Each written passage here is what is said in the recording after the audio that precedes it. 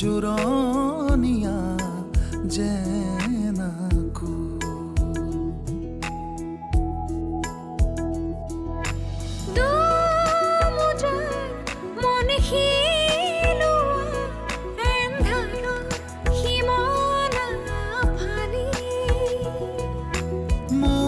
মৌনতাৰ ৰ'দ বিলোৱা সপোনৰ তুলিকা তুলি ধিমি ধিমি জ্বলে দহেচীয়া ৰাতি আউসীৰ জোনাক ধিমি ধিমি জ্বলে চকামকা চাকি আউসীৰ জোনাক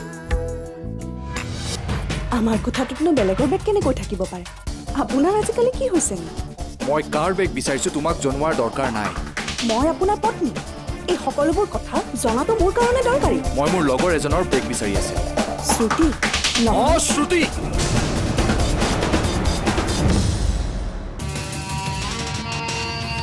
আপুনি হয়তো পাহৰিছে বেগটো টেবুলৰ ওপৰত নহয় বিচনাত থৈছে হ'ব পাৰে নহয় হয় ময়ূৰীয়ে মোক ফোন কৰি আছে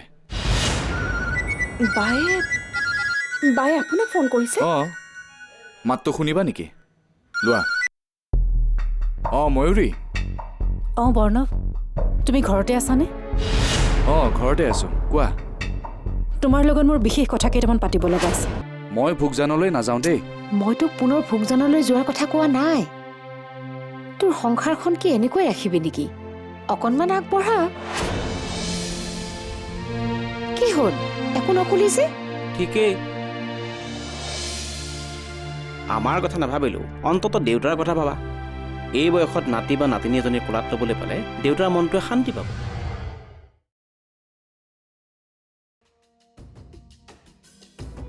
মই অৰুন্ধতীক নিজৰ পত্নী বুলিয়ে নাভাবো তেনেস্থলত মই সন্তান এটাৰ কথা কেনেকৈ ভাবিম যিটোলৈ ভয় আছিল সেইটোৱে হ'ল কথাবোৰ গৈ এতিয়া বেলেগহে কিবা হ'লগৈ অৰুন্ধতীক কিবা এটা কৰি মেনেজ কৰিবই লাগিব নহ'লে বিপদত যে পৰিম সেইটো খাটা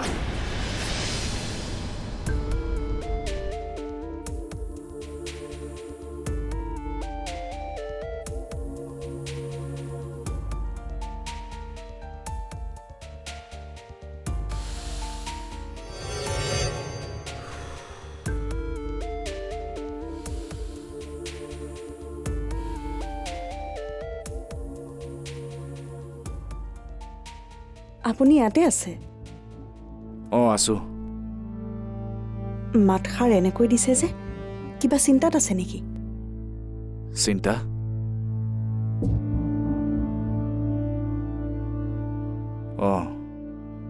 এটা ডাঙৰ চিন্তাত পৰিছো এতিয়া তুমিয়ে বচাব লাগিব কি চিন্তা কওকচোন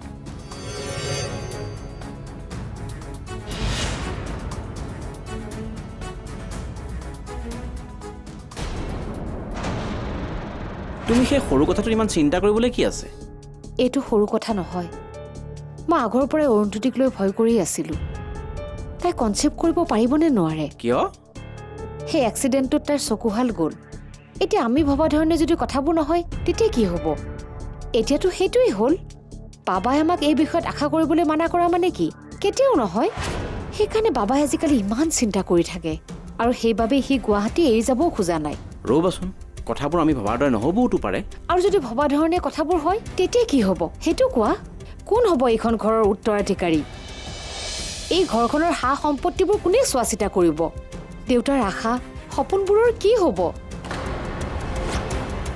দেউতাই কি সেই সময়ত এই আশাটো লৈয়ে যাবগৈ লাগিব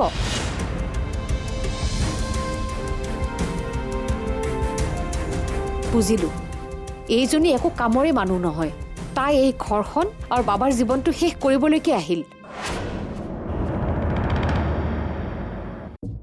আপোনাৰনো কি চিন্তা হৈছে মোক একো নকলে দেখোন তাকেইতো ক'ব খুজিছিলোঁ একচুৱেলি মোৰ মুম্বাইত থকা ফ্ৰেণ্ড চাৰ্কল বা মোৰ ঘৰৰ মানুহে মোক সুধিছে আমাৰ বিয়া হোৱা ইমান দিন হৈ গ'ল গতিকে লাহে লাহে আমি ফেমিলি প্লেনিং কৰিব লাগে আৰু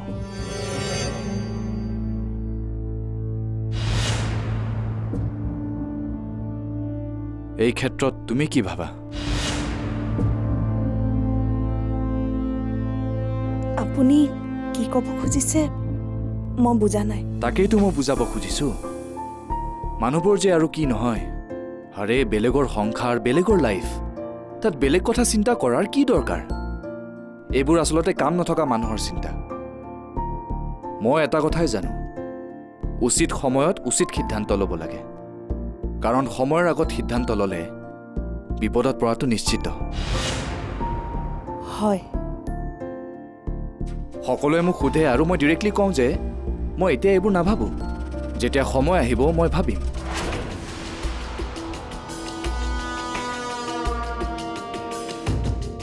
বেবী এটাৰ কথা ভবাটো সহজ কিন্তু বেবীটোৰ ভৱিষ্যতৰ কথা চিন্তা কৰাটোহে ডাঙৰ কথা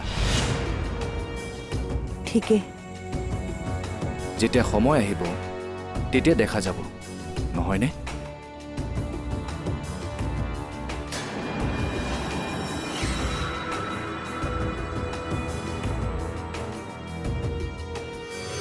এখেতে এইবোৰ কথা মোক ক'লে যে এইবাৰ আকৌ এইখন কি নাটক কৰিছে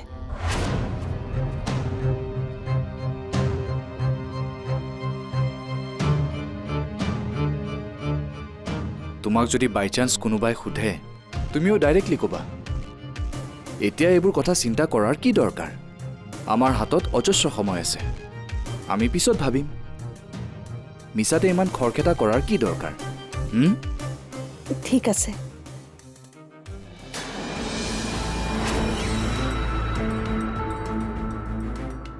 মই এখেতে শিকোৱাৰ দৰে কথাবোৰ কিয় ক'ম ইয়াতো হয়তো কিবা এটা ৰহস্য আছে কথাবোৰ সেইখিনি পাইছেগৈ যদি বেয়া হোৱা নাই ময়ো কিবা এটা কৰিব লাগিব মই অৰুন্ধতীক বিয়া কৰাব নালাগিছিল এইবোৰ তই কি কৈছ অঁ জেঠাই মোৰ সেই সিদ্ধান্তটো ভুল আছিল এনেকৈ ক'লি যে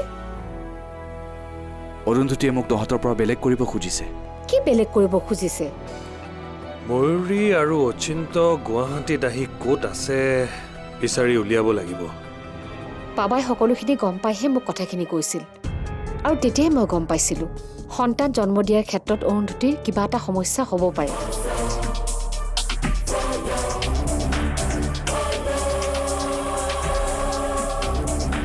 তই আকৌ এবাৰ বিয়াৰ কথা ভাবিব লাগিব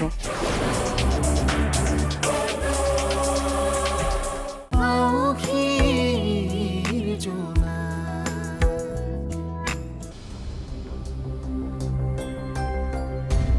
May I come in, sir? Yes Yes come in আৰে বৰা হয় আপুনি ইয়াত হয় ছাৰ ট্ৰান্সফাৰ লেটাৰ হয় ছাৰ ভোগজানত থাকি থাকি আমনি লাগি গ'ল সেয়ে ট্ৰান্সফাৰ লৈ ল'লোঁ আমনি এইবোৰ বহুত কথা ছাৰ কিছুমান কথা একেবাৰে সহ্য নহয় গায়ত্ৰী তুমি অৰুন্ধতীৰ প্ৰতি ইমান নিগেটিভ চিন্তা এটা কিয় কৰা আগতে তুমি অৰুন্ধতীক ভাল পাইছিলা অৰুন্ধতীয়ে শ্বিলঙৰ পৰা ঘূৰি অহাৰ পাছত তাইৰ ৰুমত কোনোবা সোমোৱা বুলি সন্দেহ কৰি ভুলতে কিবা এষাৰ তোমাক ক'লে সেই বুলি তুমি সদায় তাইক বেয়া পাই থাকিব লাগেনে অকল সেইটো কথাৰ বাবেই নহয় আন কিছুমান কথাৰ বাবেহে মই অৰুন্ধতীক বেয়া পাইছোঁ আন কি কথা যিখিনি কথা শ্বিলঙৰ পৰা অহাৰ পাছত বাবাই মোক নিজ মুখেৰে কৈছিল কি কৈছিল মোক ভালকৈ কোৱাচোন বাবা তোৰ আজিকালি কি হৈছে কচোন এনেদৰে মনটো মাৰি থাক যে তইতো অৰুন্ধতীক নিজৰ পচন্দমতেই বিয়া কৰাই আনিছিলি আৰু সেইকাৰণে তই মনটো আনন্দতহে ৰাখিব লাগে কিন্তু তোৰ মুখত সেই আগৰ আনন্দ ফূৰ্তিবোৰ নেদেখো যে কিয় মই বহুত টেনশ্যনত আছোঁ জেঠাই কি টেনশ্যন মোক কচোন মই অৰুন্ধতীক বিয়া কৰাব নালাগিছিল এইবোৰ তই কি কৈছ অঁ জেঠাই মোৰ সেই সিদ্ধান্তটো ভুল আছিল এনেকৈ ক'লি যে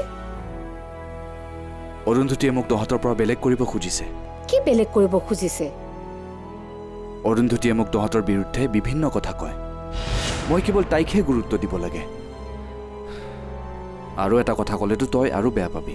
কি কথা কচোন? অৰুন্ধতীক মই কাৰোবাৰ লগত ফোনত কথা পাতি থকা শুনিছোঁ। সেই কথাবোৰ শুনি মোৰ এনেকুৱা লাগিছে যেন তাই আমাৰ ঘৰৰ বিৰুদ্ধে কিবা এটা ষড়যন্ত্ৰ কৰিছে। কি? কেৱল এয়াই নহয় জেঠাই, অৰুন্ধতীৰ কিছুমান কথা মোৰ শুনি এনেকুৱা লাগে যেন তাইৰ মূৰৰ গণ্ডগোল আছে। সৰু সৰু কথাতে তাই মানুহক ইমান বেয়া পায়, তোক সকলো কথা ক'বও নোৱাৰি। হ'ব দে, মই বুজি পাইছোঁ। বাবাই সকলোখিনি গম পাইহে মোক কথাখিনি কৈছিল, আৰু তেতিয়াই মই গম পাইছিলোঁ সন্তান জন্ম দিয়াৰ ক্ষেত্ৰত অৰুন্ধতীৰ কিবা এটা সমস্যা হ'ব পাৰে। সকলোখিনি কথা গম পাইহে বাবাই মোক কথাখিনি কৈছিল। আৰু মোৰ অৰুন্ধতীৰ প্ৰতি ভাল ভাৱ ৰাখি কি লাভ? তাইতো আমাৰ প্ৰতি একো ভাল ভাৱেই নাই। ভোগজানত আৰু আগৰ সেই দিন নাই। এতিয়া পুলিচৰ সেই নীতি আদৰ্শবোৰো নোহোৱা হ'ল। হয় নেকি? ছাৰ, দত্তৰ মাৰ্ডাৰ কেছটো ইমান স্পষ্ট হোৱাৰ পিছতো তাত তদন্ত অকণো আগ নাবাঢ়িল। তাত থাকিনো কি কৰিম আৰু ছাৰ? সেইবোৰ বাদ দিয়ক। চাওক বৰা, নিজৰ স্বাৰ্থৰ কাৰণে বহু সন্তানে নিজৰ মাক দেউতাকৰ হত্যা কৰে। আমাৰ কেছ ডায়েৰীত তেনেকুৱা ঘটনা আছে, ঠিক। কিন্তু ময়ূৰীয়ে নিজৰ দেউতাকক হত্যা কৰিবনে? ক'ত ময়ূৰীয়ে অকলে কৰিছে ছাৰ? লগত সেই অচিন্ত বোলা ল'ৰাটোও আছে। নহ'লেনো এনেকৈ গুৱাহাটীত আহি সোমাই থাকেনে? ছাৰ, সিহঁতৰ বিয়াৰ কথা শুনি সকলো আচৰিত। কথাটোত ময়ো আগতে সন্দেহ কৰিছিলোঁ। হয়, আৰু ছাৰ ঘটনাটো হত্যাকাৰীয়ে ইমান সাৱধানেৰে কৰিছে যে ক'তো এটা সুৰুঙাই এৰা নাই। ময়ূৰী আৰু অচিন্ত গুৱাহাটীত আহি ক'ত আছে বিচাৰি উলিয়াব লাগিব। এই ঘটনাটো মোৰ সময়ত হৈছিল। এই কেছটো মই ইমান সহজে বন্ধ হৈ যাবলৈ নিদিওঁ। তই কিয় এনেকৈ মন মাৰি থাক মোক সেইটো ক। জেঠায়ে তোমাক তোমাৰ ভৱিষ্যতৰ কথা ভাবি সংসাৰ এখন আগুৱাই নিবলৈ কৈছে। তাতে তোমাৰ মন বেয়া কৰিবলৈ কি হ'ল? তোমালোকে মোক এইবোৰ কথা নক'বা। মই আৰু অৰুন্ধতীৰ লগত সংসাৰ আগবঢ়াব নোৱাৰোঁ। সেয়া আমি ভবাটোৱেই হয়। অৰুন্ধতীৰ চকুহাল যেনেকৈ কোনো কামৰ নহয়, তাইৰ শৰীৰটোৱে চাগে সন্তান জন্ম দিব পৰা ক্ষমতা হেৰুৱাই পেলাইছে। হেৰা, আমি যি আশা কৰি এই বিয়াখন পাতিছিলোঁ, সেই আশা এতিয়া মনতে ৰৈ যাব। চৌধুৰী বংশ আৰু আগ নাবাঢ়ে, ইয়াতেই শেষ, বুজিছা? অৰুন্ধতীৰ সমস্যাবোৰ অতি সোনকালে ডক্তৰৰ লগত আলোচনা কৰাটো ভাল। এইবোৰ কথা লুকাই থৈ লাভ নাই। নহ'লে দেউতাই পাছত তোকেই দুখ দিব। এনেও দেউতাই তোক এজনী ছোৱালীক বিয়া কৰাব দিব খোজাই নাছিল। কিন্তু মই কি কৰিম? মই দেখোন ডক্তৰৰ লগত কথা পাতিছোৱে। একো নহ'লেও এটা উপায় আছে। কি?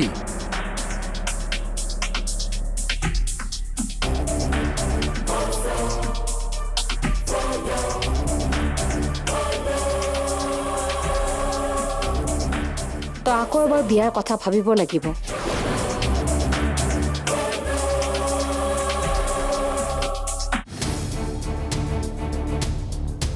জেঠাই, অৰুন্ধতীয়ে বেয়া পালেও একো উপায় নাই। প্ৰয়োজন হ'লে তই শ্ৰুতিকে বিয়া কৰাব লাগিব। হে ভগৱান, এইবোৰ মই কি শুনিছোঁ? নাই, বৌক কথাবোৰ জনাবই লাগিব মই। তুমি কথাবোৰ ইমান বেয়া পৰ্যায়লৈ নিনিবা। মই প্ৰেক্টিকেল কথা এটাহে কৈছোঁ। দেউতাই নিশ্চয় নাতি ল'ৰাৰ মুখ চাবলৈ বিচাৰিব। এয়া আমাৰ বংশ ৰক্ষাৰ কথা আছে। বাবা, মই ভাবোঁ শ্ৰুতিয়ে তোৰ বাবে উপযুক্ত হ'ব। তই কথাটো ভালদৰে ভাবিছা।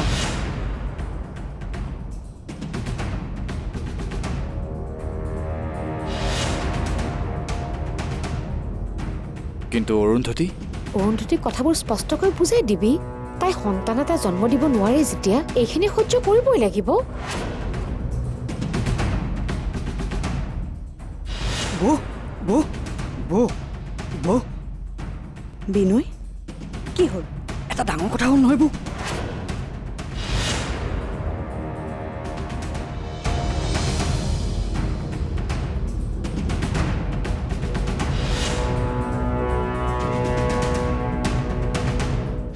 মই বাৰু বেয়া সময়ত আহিলোঁ নেকি?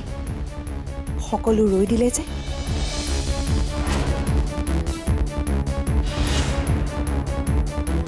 মাতৃ হোৱাৰ ক্ষমতা মোৰ আছে নে নাই মই নাজানো কিন্তু মই আপোনালোকক এটা কথা স্পষ্টকৈ ক'ব খুজিছোঁ যে মাতৃ হোৱাটো দূৰৰে কথা মই এখেতৰ পত্নী হয় নে নাই তাতহে মোৰ সন্দেহ হয়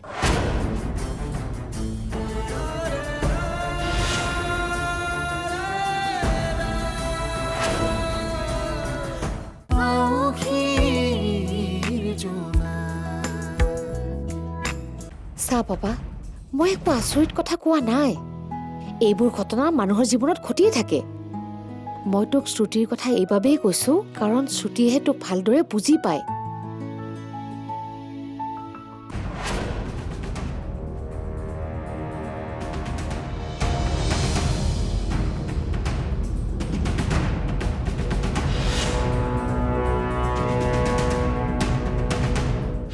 মই বাৰু বেয়া সময়ত আহিলোঁ নেকি সকলো ৰৈ দিলে যে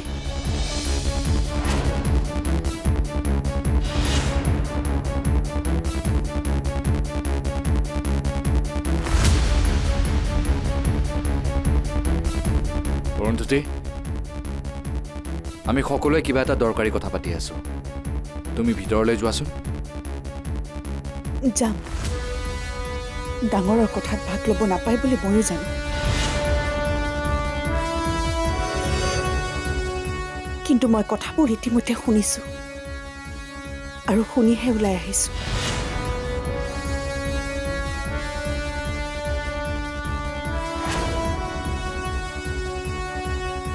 জেঠাই যিখিনি কথা ক'লে সেইখিনি শুনি ভাল লাগিল কিন্তু এই ক্ষেত্ৰত জেঠাইৰ দুখ নাই দুখ এখেতৰ গাত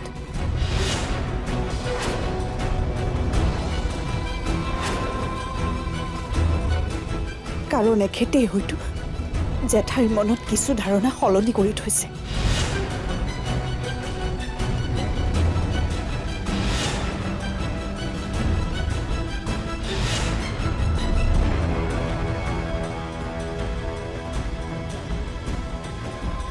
মাতৃ হোৱাৰ ক্ষমতা মোৰ আছে নে নাই মই নাজানো কিন্তু মই আপোনালোকক এটা কথা স্পষ্টকৈ ক'ব খুজিছোঁ যে মাতৃ হোৱাটো দূৰৰে কথা মই এখেতৰ পত্নী হয় নে নাই তাতহে মোৰ সন্দেহ হয়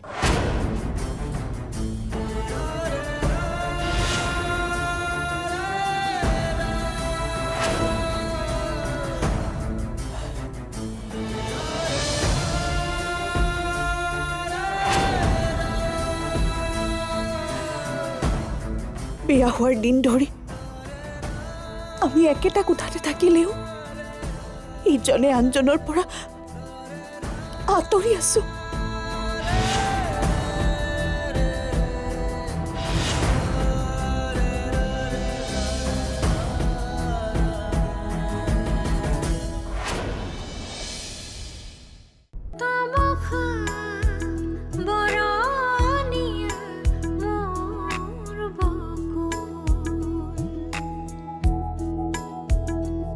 মলয়া জোৰণীয়া যে